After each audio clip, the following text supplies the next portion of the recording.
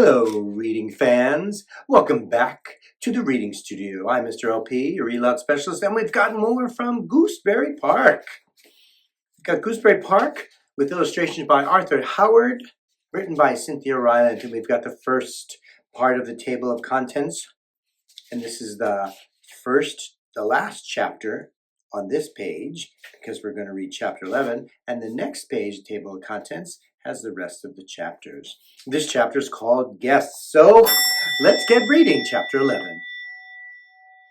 Later that morning, Mary rubbed his eyes, stretched his wings, and gave a giant yawn.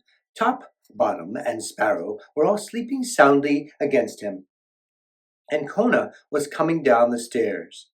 Mary grinned and waved at the dog. "Say, Kona, what's for breakfast?" "Breakfast?" said the dog. "You want breakfast?" Mary nodded. "Mary, when I got back from Gooseberry Park this morning at 6, you ate a whole bag of Fritos, a box of Ritz crackers, a 16-ounce package of provolone cheese, and an orange." "I ate an orange?" Mary asked. "It's only 10. How in the world can you still be hungry?" said the dog. "I never eat oranges," Mary said. "How can you even moo?" Kona asked.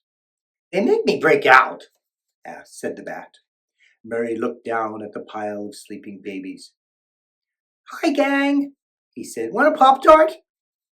"Just wait here," said Kona. "I'll bring something down soon.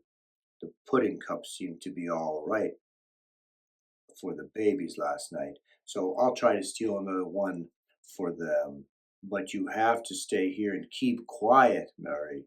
We can't let Professor Albert find you." "Sure," answered Mary cheerfully. "No problem. But what are my chances of getting a Mars bar?" "Just stay," said Kona, disappearing back up the stairs. Mary sighed. He looked all around the basement. Pipes, wires, what to do? Suddenly the sound of a television show came drifting down. "Jeopardy!" cried Mary. "My favorite!" He jumped out of the box, ready to dash upstairs. Then he remembered Kona's instructions. Stay. Mary walked in circles, round and around the box, hearing the familiar theme song float down from above.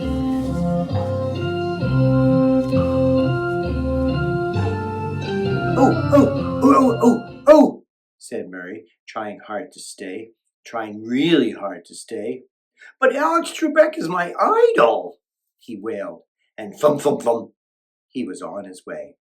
The basement steps led to the kitchen.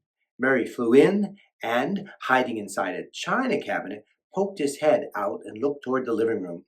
Professor Albert was watching television and eating a Danish. Kona sat beside him, looking rather impatient and glancing often toward the basement. Kona didn't see Mary in the cabinet. "And now we begin our round of double jeopardy," said Alex Trebek. Mary sighed with pleasure and settled down to watch. Soon, however, the sight and smell of Professor Albert's Danish was just too much for the tiny bat. He was hungry, and he needed breakfast. Mary's nose went up in the air, sniffing, sniffing. Said the little bat to himself. "Now where would a professor keep a Danish?" He flew to the top of the cabinet and looked out over the confusion of Professor Albert's kitchen counters. A bottle of vitamin C, bottle of vitamin A, bottle of vitamin E. Gee, I'm watering at the mouth. His eyes searched a different counter. Wheat germs, olive oil, soybean curd. Oh, gross. Maple granola, Oreos, lima beans. Oreos? Mary jumped so hard he hit his head on the ceiling. Thump! In the living room, Kona pricked up his ears. The dog looked toward the kitchen and saw Mary hopping up and down on the top of the china cabinet, waving to him and pointing to something below. Kona nearly fainted.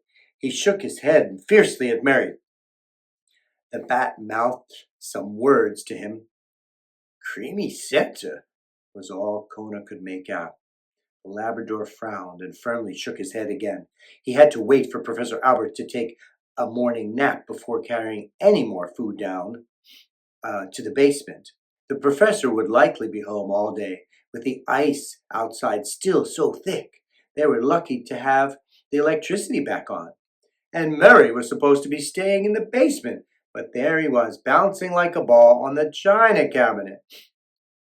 Murray had to behave. Kona vigorously shook his head at the bat again. "A flea, Kona?" the professor asked, putting down his Danish and rubbing Kona's ears. "No, just a pest," the Labrador said to himself. Back in the kitchen, Murray threw up his wings in exasperation. "A whole bag of Oreos in the kitchen, and the dog only wants his ears scratched. Domestic animals, who can figure 'em?" Flum! Murray dropped down to the kitchen counter. Just then Professor Albert rose and said something about needing some butter. "Uh-oh," said Murray, who was just getting to his first creamy center. Professor Albert started for the kitchen. "Dimple, uh-oh," Murray said again, stuffing the Oreo in his mouth and looking for a place to hide. The professor took a few more steps toward the kitchen, but before he could get there, crash! "What?" The professor spun around. On the living room floor, Professor Albert's Chinese ginger jar lamp lay in 100 pieces. Kona sat very still and wagged his tail just a bit. Murray seized his opportunity. The cookie still in his mouth. He grabbed 2 more with his feet and flew down the basement steps. Back in the living room, Professor Albert was saying that he didn't understand how a lamp could just knock itself off a table, and why did he keep thinking he heard a bird in the house, and really, weren't the past 24 hours the strangest anyone had ever seen?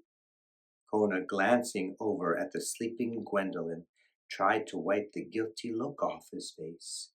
He could not have agreed more with the old professor. And that's the end of chapter 11, guests.